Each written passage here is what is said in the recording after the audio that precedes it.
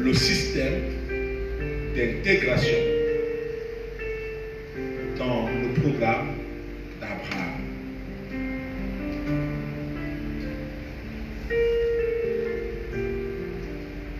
Le système d'intégration dans le programme d'Abraham. Depuis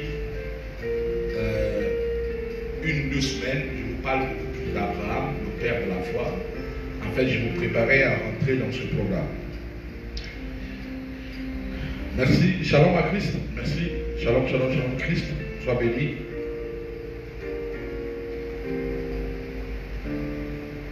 Et donc, je disais que depuis quelques semaines déjà, j'ai pris l'habitude de vous parler un peu d'Abraham à chaque fois, parce que je préparais le peuple de Dieu à entrer dans ce programme d'Abraham.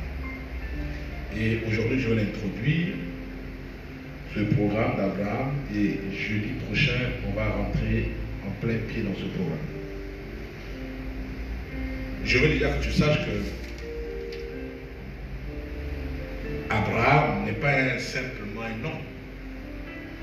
Ce n'est pas seulement un nom, mais c'est vraiment tout un programme que Dieu a conçu pour l'homme. Le nom Abraham n'est pas un simple nom, mais je veux dire que c'est tout un programme que Dieu a conçu pour l'homme. Vous savez, avant Abraham, Dieu va créer, n'est-ce pas, l'homme qu'on appelle Adam. Et ensuite, il va créer la femme qu'on a appelée Ève. Adam et Ève vont être les premières créatures. Et vous savez, Dieu va créer Adam et Ève dans le système de la création le 6e jour. Je veux que tu me suives attentivement. Et c'est le 6e jour que Dieu va créer l'homme. Mais avant ça, il va créer la nature, les animaux et tout le reste. Et la Bible nous enseigne qu'à chaque fois que Dieu créait quelque chose, il dit que c'était bon. C'était bon. C'était bon. Jusqu'à ce qu'il arrive à l'homme, le 7e jour, il a dit, c'est très bon. Et donc, lorsqu'il va finir de créer l'homme, il va leur donner l'équipement qu'il faut, c'est-à-dire la bénédiction qu'il faut. Il va leur demander de dominer. Il va dire à l'homme de dominer.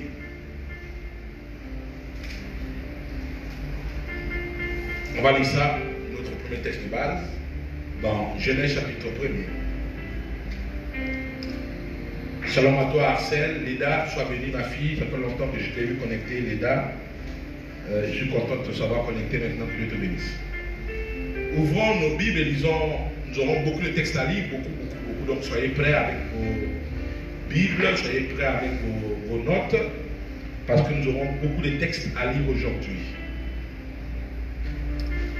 Donc je disais, le premier texte, nous le trouvons dans Genèse chapitre 1er. Regardons, on va lire le verset.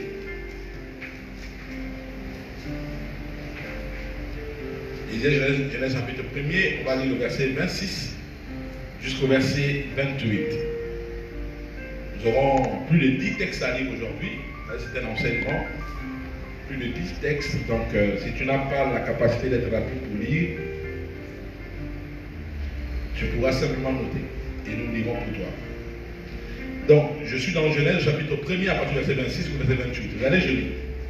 Puis Dieu dit, faisons l'homme à notre image, selon notre ressemblance, et qui domine sur les poissons de la mer, sur les oiseaux du ciel, sur le bétail, sur toute la terre, et sur tous les reptiles qui rampent sur la terre. Dieu créa l'homme à son image, il le créa à l'image de Dieu. Il créa l'homme et la femme. Dieu les bénit et Dieu leur dit, soyez féconds, multipliez, remplissez la terre, la sujettissez. Et ensuite, dominez sur les poissons de la mer, sur les oiseaux du ciel et sur tout animal qui se meut sur la terre. Amen. Dieu bénisse. Pour vous asseoir. Donc, on va rentrer en plein pied dans l'introduction de ce message. Vous allez comprendre un système très fort. Donc, tellement il y a beaucoup de textes qu'on va lire.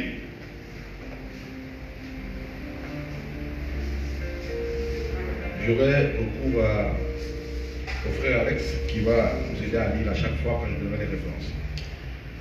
Ce texte de suite nous amène et nous fait comprendre que Dieu a donné la domination. Et là, je veux que tu me suives. À l'homme. Tu vas comprendre beaucoup de choses. Donc, Dieu a donné la domination à l'homme. Et j'ai cherché pour vous expressement, dans le dictionnaire biblique de King James, la définition de la domination. Voilà ce que King James nous explique sur la domination. Il dit dominer, c'est exercer une emprise et une influence. Il dit dominer, c'est exercer une emprise et une influence. Donc j'ai cherché la domination vraiment selon le texte. J'ai voulu me rapprocher pas du monde, mais de la Bible, de la chose de Dieu. Donc les définitions que je vous donne sont proches de ce que Dieu entend par domination. Amen, amen. Et donc, regardez, donc, je disais que le King James dit la domination, c'est exercer une emprise, une influence. Il dit encore ceci, deuxième définition qu'il donne, il dit la domination, c'est avoir de la suprématie. Avoir de la suprématie. La troisième définition que j'ai trouvée, je vais reprendre pour ceux qui notent, il dit c'est exercer une puissance souveraine.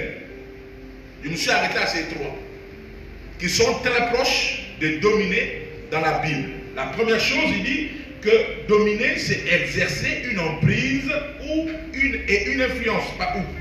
Exercer une emprise et une influence. C'est la première chose que King James essaie de nous expliquer. La deuxième chose que King James essaie de nous expliquer dans sa version de la domination, il dit la domination, c'est avoir de la suprématie. Et ensuite, exercer une puissance souveraine. Amen.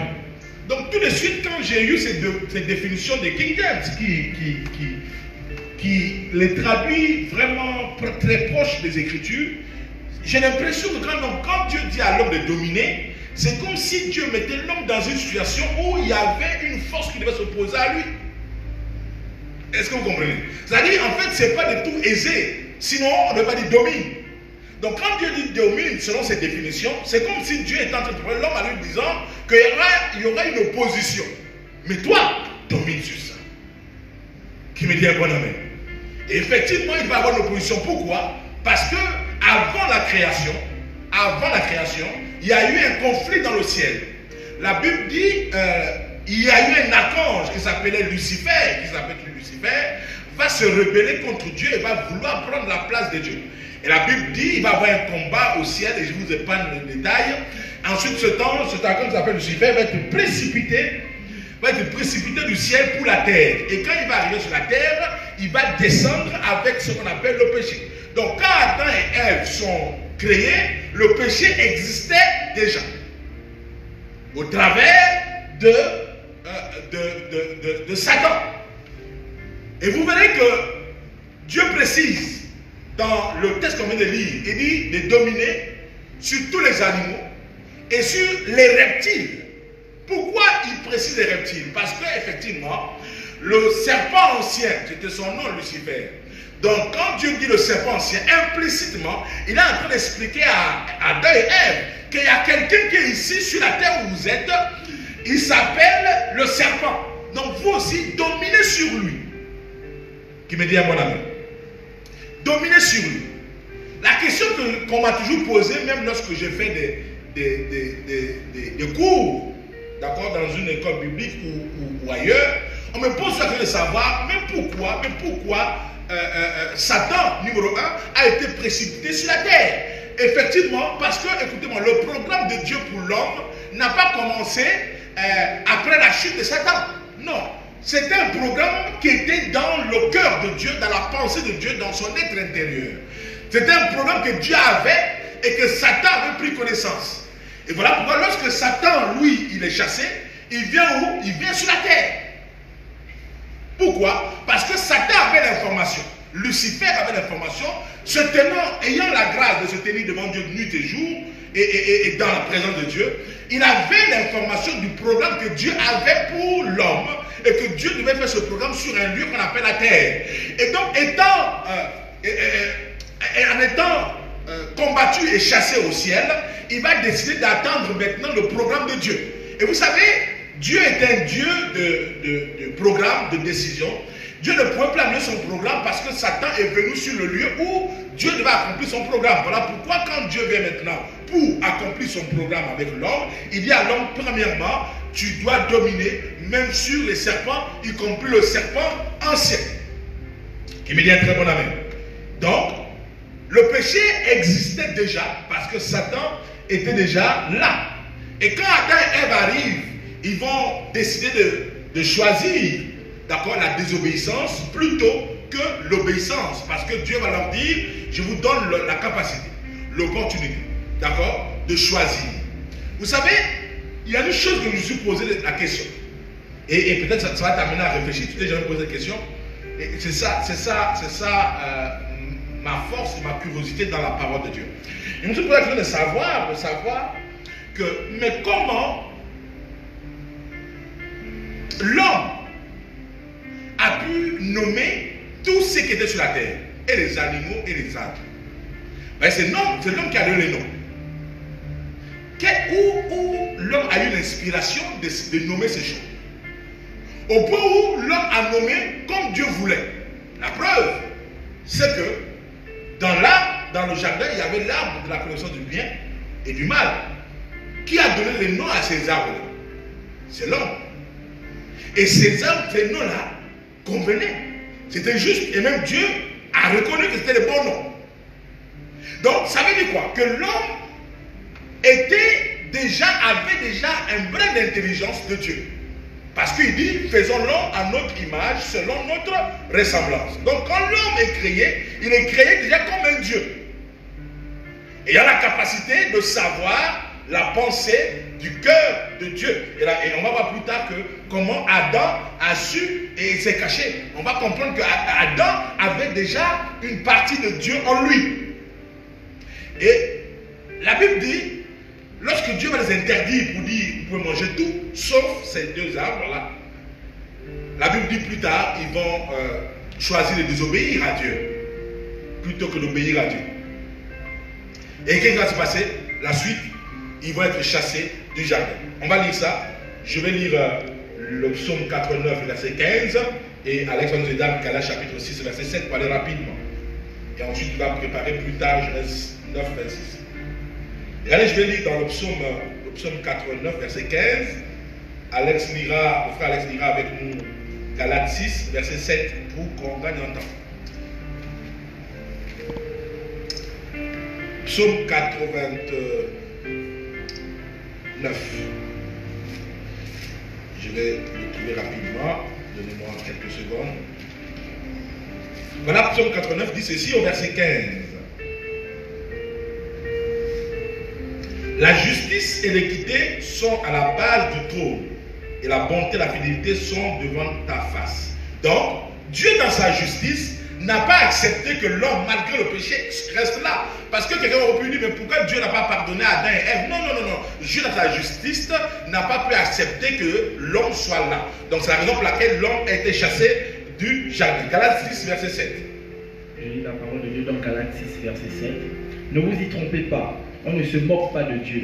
Ce qu'un homme aura sémé, il le moissonnera aussi. Amen. Donc, ce que l'homme aura sémé, il va moissonner. Donc, ce que Adam et Ève ont sémé, ils ont moissonné eux-mêmes ce qu'ils avaient sémé. Quelqu'un me dit un bon amen.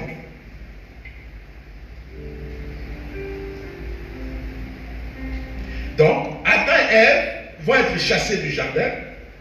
Et ensuite, qu'est-ce qui va se passer?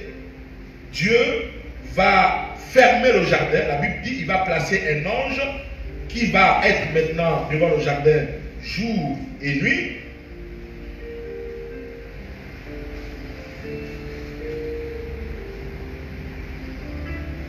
Pour veiller sur le jardin.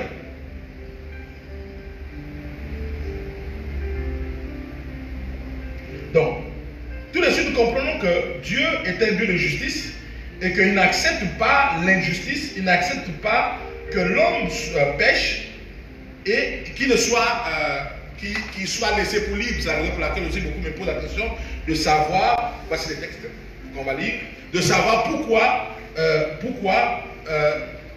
Dieu n'a pas pardonné Satan ou bien fait au Satan. Non, Dieu est dans la justice et que tu sèmes, tu récoltes. Qui me dit un très bon ami. Donc, ensuite, donc, dès l'instant où Adam et Ève vont échouer le plan de Dieu, parce que le plan de Dieu, c'est le plan où l'homme devait dominer, devait régner, doit avoir la suprématie sur toutes choses, l'homme devait être au-dessus, mais quand ce plan a échoué, a raté, qu'est-ce qui s'est passé? La Bible déclare que Dieu va laisser tomber ce programme pour ramener ce programme avec la famille de Noé. Donc 400 ans après, comme j'ai expliqué, je crois dimanche, qu'après 400 ans, après 4 siècles, Dieu change de génération. Donc 4 siècles après, Dieu dans son programme, il veut que l'homme règne, il veut que l'homme domine, il veut que l'homme assujettisse, va revenir à son programme cette fois-ci avec la famille de Noé. Mais bien avant, vous allez vous rendre compte que la race qui était corrompue, Dieu va l'éliminer cette race-là au travers du déluge. Le déluge est arrivé et Dieu va tuer tout le monde parce que cette race était corrompue, le péché avait pris place. Et donc Dieu va revenir cette fois-ci avec la famille de Noé. Noé qui signifie consolation. Noé veut dire consolation. Donc effectivement, Dieu va se consoler maintenant avec Noé. Noé va être choisi beaucoup plus à cause de sa conduite. D'accord? Parce que le peuple était déjà corrompu. Mais Moïse, plutôt Noé par sa conduite, va être choisi. Qui me dit un très bon amen. Et ensuite, qu'est-ce qui va se passer? Par Noé, Dieu va se choisir une famille. Noé aura 3 enfants, vous connaissez. Il y a Sem, il y a Cham et Japhet. Et de tous ces enfants, Dieu va choisir donc la lignée de qui? De Sem. C'est la lignée de Sem que Dieu va choisir pour pouvoir remettre son programme dont on parle aujourd'hui. Je parle du programme, de système d'intégration dans le programme d'Abraham. Donc on va vouloir remettre ce programme-là en place. Il va choisir la lignée de Sem. Sem qui était béni, n'est-ce pas, par ses parents. Et on va vérifier ça dans Genèse chapitre 9, verset 26. Si on fait Alex, nous lire ça rapidement. Genèse 9, 26. Genèse 9, 26. Il dit encore, béni soit l'Éternel, Dieu de Sem, et que Canaan soit leur esclave. Que Dieu étende les possessions de Japhet, qu'il habite dans les tentes de Sem, et que Canaan soit leur esclave. Amen. Donc Noé va bénir Sem, et c'est de la lignée de Sem que va sortir monsieur Terach, et de monsieur Terach va sortir un homme appelé Abraham. Abraham donc va être appelé de Dieu, comme j'ai expliqué dimanche. Abraham, avec son père Terach va mourir parce que son père Terach était fabricant des idoles, mais d'une racine bénie, de Sem. Et donc, fabricant des idoles, donc ils adoraient les idoles, et Abraham a créé dans ces idoles. Et il va arriver à un moment donné où, quand le père d'Abraham va mourir, Terach, Abraham va commencer à chercher quel Dieu adorer parce que son père n'avait plus d'idole n'étant plus là. Et il va se mettre dans la recherche d'un Dieu dans son corps intérieur. Et Dieu aussi est dans un système où il veut reprendre son programme qu'il a échoué avec Adam. Ok? Et donc, quand il va reprendre ce programme, il va tomber, n'est-ce pas, dans la famille de Sem. Et quand il va regarder, il va trouver un homme qui avait le bon cœur. Le cœur qui cherchait Dieu. Et c'est ainsi qu'on rencontre dans Genèse chapitre 12, versets 1 à 3. On va lire ça. Genèse 12, 1 à 3. Genèse 12, 1 à 3. Oui. L'Éternel dit à Abraham, suivez. Va-t'en de ton pays et de ta patrie, oui, et de la maison de ton père, oui, dans le pays que je te montrerai. Je ferai de toi une grande nation et je te bénirai. Oui. Je rendrai ton nom grand et tu seras béni, une source de bénédiction. Je bénirai ceux qui te béniront, et je maudirai ceux qui te maudiront. Et toutes les familles de la terre seront bénies en toi. C'est fini. Dieu vient de dévoiler son programme avec qui? Monsieur Abraham. Donc, Abraham va être choisi par Dieu. Et dans Genèse chapitre 12, nous voyons maintenant le programme que Dieu dit donne à Abraham. Écoutez, Abraham n'est pas seulement un nom comme j'ai expliqué au départ. Abraham, c'est un système, c'est un grand programme de bénédiction de la famille, de toutes les familles de la terre. Il n'y a aucune famille sur la terre qui peut être bénie sans Abraham. Non. Pour être béni sur la terre ici, il faut que ta famille soit rattachée à Abraham. Donc, Abraham, c'est un grand système de bénédiction. Un grand système de bénédiction. Bonjour à toi mon fils Eric, sois béni Eric, merci. Donc Abraham est un grand système de bénédiction de toute la famille de la terre. Et Dieu donc va se choisir Abraham pour commencer, n'est-ce pas, à bénir toute la terre. Et au travers de la terre et au travers d'Abraham, un programme va être mis en marche, quiconque va être béni doit être rattaché à Abraham. Et nous nous rendons compte qu'Abraham, par la suite, et nous verrons ça dans les textes, on va lire, va devenir qui? Le père de la foi.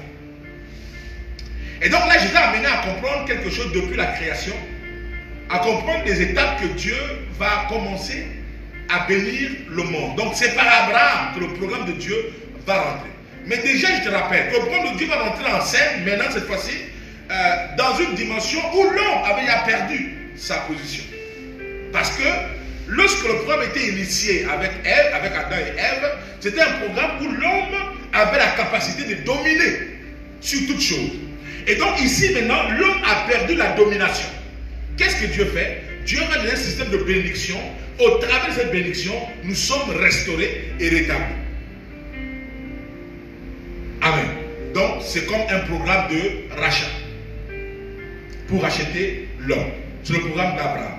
Et toutes les familles de la terre sont bénies à Abraham. Donc si on veut la bénédiction, on parle de bénédiction, ce n'est qu'à Abraham qui a la bénédiction. La bénédiction n'existe qu'à Abraham. Et c'est un grand programme que nous avons le temps de découvrir, de développer, de comprendre comment ce programme-là fonctionne. Chrétiens, écoutez-moi très bien. L'enseignement que je suis sur le point de te donner, par exemple dans l'introduction, est un enseignement fondamental pour un enfant de Dieu. Tout ce que nous faisons, c'est de pouvoir rentrer dans le système de la bénédiction d'Abraham. Parce que Dieu a béni les entrailles d'Abraham. C'est au travers d'Abraham, n'est-ce pas, que nous recevons la bénédiction. Même Jésus, pour venir sur la terre, il est obligé de naître dans la famille d'Abraham. Parce que c'est la famille de la bénédiction. Et il n'y a aucune personne ici sur la terre qui ne se rattache pas à cette famille. On n'est pas béni. La bénédiction qui vient de Dieu vient de la famille d'Abraham. Et donc nous ignorons souvent. C'est souvent l'ignorance qui fait en sorte que nous pensons pouvoir être bénis hors de ce programme. Dieu n'a pas deux programmes. Il a dit ceci: on m'appellera de génération en génération le Dieu d'Abraham, le Dieu d'Isaac et le Dieu de Jacob. Donc je peux résumer ce nom en disant le Dieu d'Abraham. Parce que Isaac, c'est Abraham. Jacob, c'est Abraham. Donc même Dieu, il se fait appeler sur la terre jusqu'à aujourd'hui le Dieu d'Abraham. Pourquoi? C'est le Dieu de son programme. C'est un programme que Dieu a établi pour racheter l'homme du péché dans lequel l'homme était. L'homme s'est trouvé dans une situation où il avait tout perdu. Et Dieu va décider de racheter l'homme. Nous allons voir quelques bénédictions qui se rattachent, n'est-ce pas, à Abraham et aux familles qui sont rattachées à Abraham. Nous allons voir. Repartons dans la Bible. Prenons Genèse chapitre 18, le verset 18. Genèse 18, 18. Abraham deviendra certainement une nation grande et puissante. Et en lui seront bénies toutes les nations de la terre. Amen. On dit Abraham deviendra une nation grande et puissante. Et en lui, c'est Dieu qui parle. Il dit en lui seront bénies toutes quoi? Les nations de la terre. Il n'y a aucune nation de la terre qui peut être bénie sans Abraham. Voilà pourquoi c'est une erreur à nos dirigeants du monde de vouloir diriger le monde là sans Dieu qui l'a créé. C'est pas possible. Parce que toutes les nations de la terre, pour être bénies, pour qu'une nation soit bénie, elle est obligée de faire alliance avec Abraham. Voilà pourquoi les États-Unis d'Amérique sont bénis. Parce qu'ils ont compris ça. Ils sont rattachés à qui? À Abraham. Même la France. Même la France. Lorsque Macron a commencé à vouloir parler contre les Juifs, il s'est ravisé. Parce qu'une nation peut être bénie sur la terre, il faut qu'elle soit rattachée à Abraham. Et là, je profite pour parler à nos autorités qui écoutent au Gabon ici. Il n'est pas normal que notre pays, le Gabon, soit incapable d'avoir même ne serait-ce qu'un consulat d'Israël au Gabon. C'est grave. On n'a aucun lien avec la famille d'Abraham. Même notre nation. Mais comment la nation va être bénie? On a oublié de vivre ce qu'on est en train de vivre au Gabon. Parce que les nations de la terre, pour être bénies, il faut être rattaché à Abraham, à la famille d'Abraham.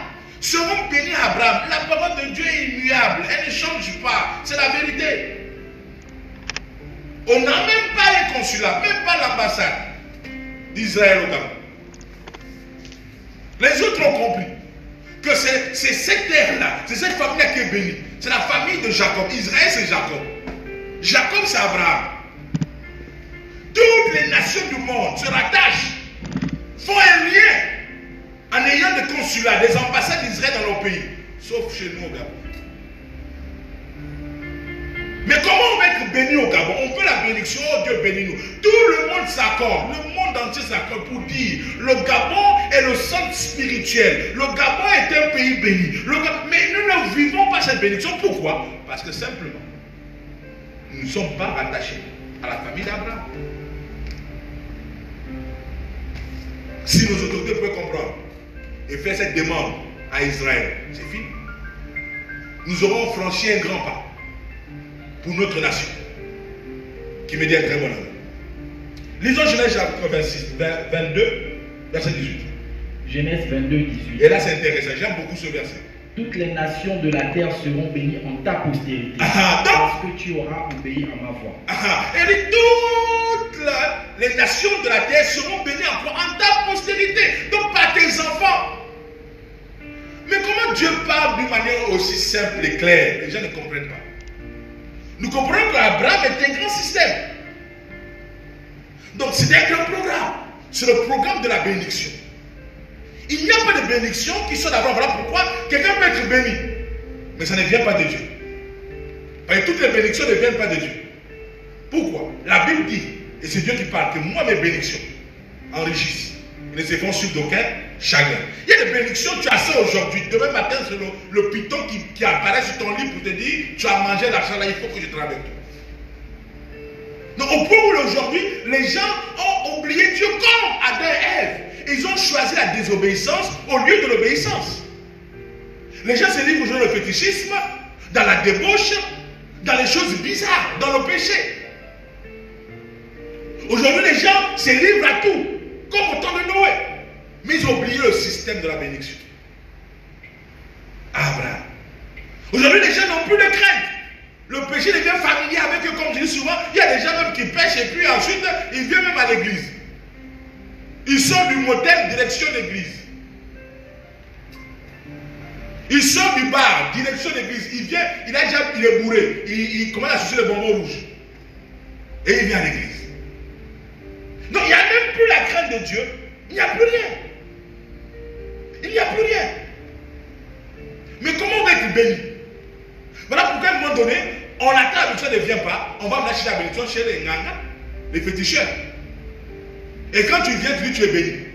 Et quand tu es béni, l'enfant que tu moment devient maintenant, c'est même l'enfant qui va te tuer après. Ce n'est pas une bénédiction. Parce que la bénédiction éternelle enrichie. Elle ne se fait sur aucun chagrin. La bénédiction se trouve à Abraham. C'est un programme qui vient de développer. Et je suis en train d'introduire mon message. Qui me dit un bon ami. Lisons le troisième texte.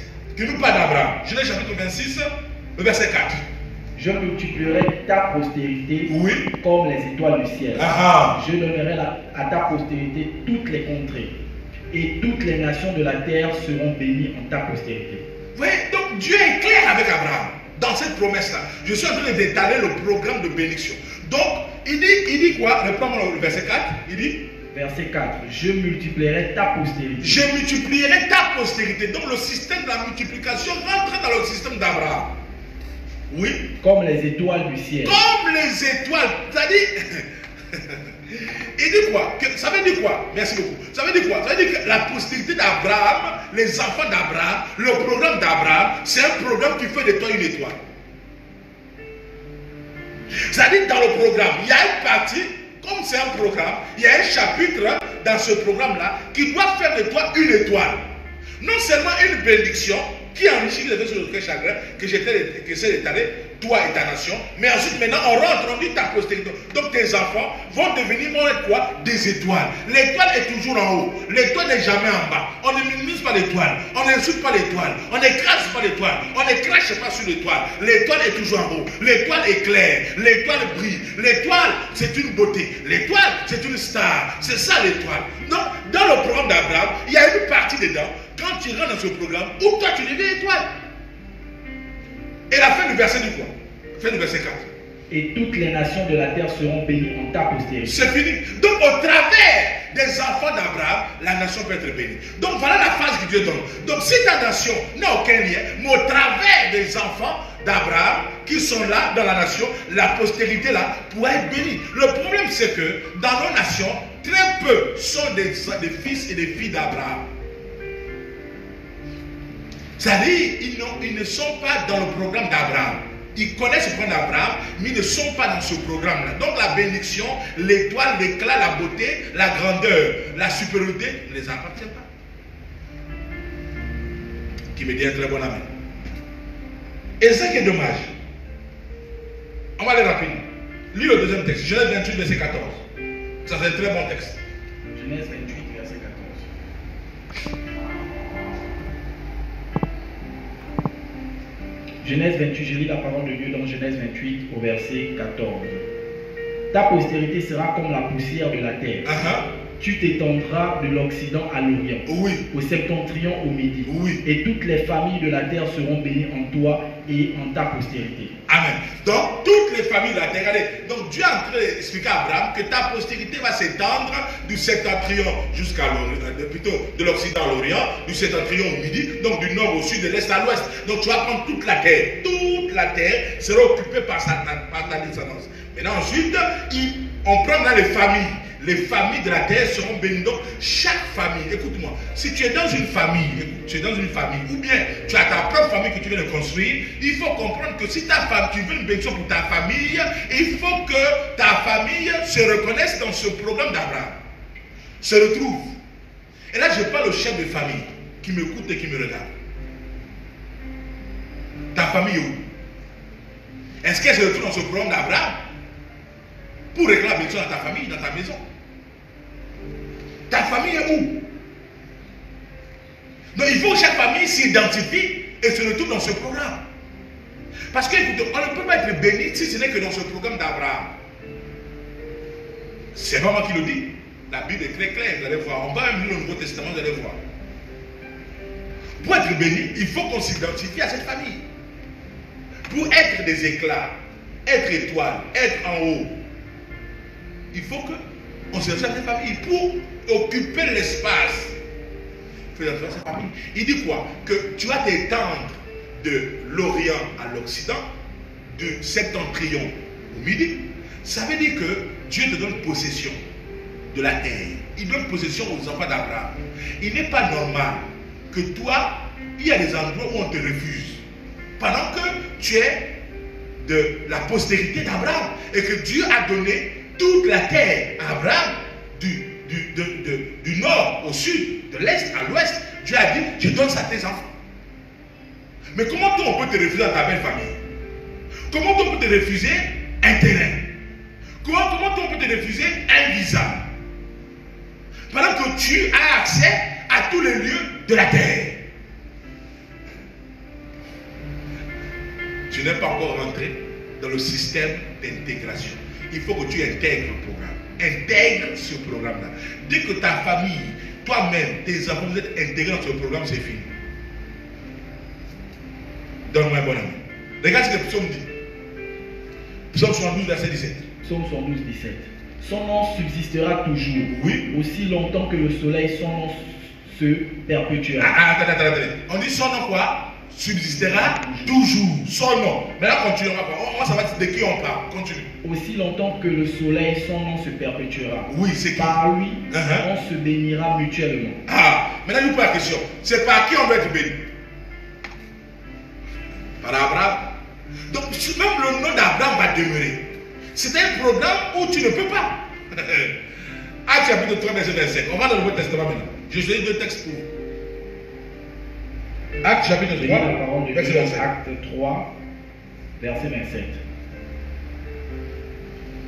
26. Verset 25. Vous êtes les fils des prophètes. Oui. Et de l'alliance de Dieu que l'alliance de Dieu a traité avec nos pères. Oui. En disant à Abraham, toutes les familles de la terre seront bénies en ta postérité. On dit vous êtes les fils de quoi? Les fils des prophètes. Des prophètes. De l'alliance que Dieu a traité avec nos pères. Est-ce que tu comprends ce verset-là? Oui, continue. En disant à Abraham, oui, toutes les familles de la terre seront bénies en ta postérité. Reprends encore, ils n'ont pas bien compris. Vous êtes les fils des prophètes. Écoutez très bien, vous êtes les fils de qui? Des prophètes. Oui. Et de l'alliance que Dieu a traitée avec nos pères. En disant à Abraham, toutes les familles de la terre seront bénies en ta postérité. Non, je vais expliquer la terre à terre. Tu n'as pas compris ce que ce verset Acte en train de dire. Acte en train de dire que vous êtes les enfants, les fils des prophètes. D'accord? Les fils des hommes de Dieu. Donc on parle ici aux gens qui ont accepté Jésus. Mais ces fils-là, ce n'est pas n'importe quel fils. Vous êtes les fils des hommes de Dieu au travers de quoi? De l'alliance. Donc si tu es fils d'un homme de Dieu qui n'a pas l'alliance avec Abraham, tu perds ton temps. Parce que le système d'intégration, on n'a pas compris le acte 3, verset. C'est-à-dire, il dit, vous êtes les fils des prophètes. Reprends, ils vont comprendre. Vous êtes les fils des prophètes. La révélation est profonde là-dedans. Oui.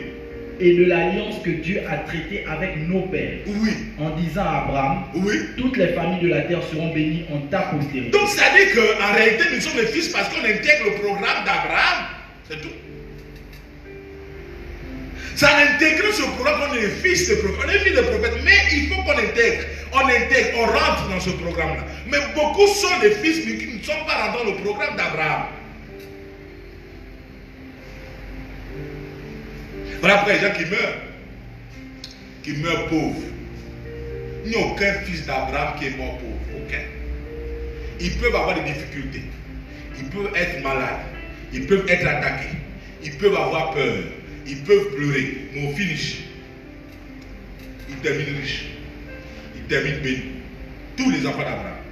Il n'y a pas un seul qui n'a pas été béni. Même Ismaël, qui n'est pas là pour la promesse, a été béni. Même Ismaël, hein, c'est-à-dire Ismaël n'a pas reçu la bénédiction. Ismaël a été chassé de la maison de son père. Ismaël n'est pas l'enfant que Dieu a choisi.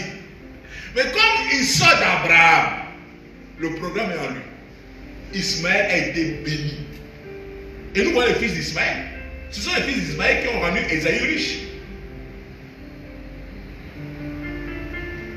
Donc il n'y a pas quelqu'un, c'est-à-dire il n'y a pas quelqu'un, même s'il est comment, qui a intégré ce programme et qui n'est pas béni. Regardez les nations, regardez le monde, les nations qui ont intégré le programme d'Abraham, c'est-à-dire qui ont fait alliance avec Israël, qui sont dans le programme d'Abraham. Regardez seulement ces nations. C'est des nations bizarres, mais elles sont bénies. Bizarres, mais elles sont bénies.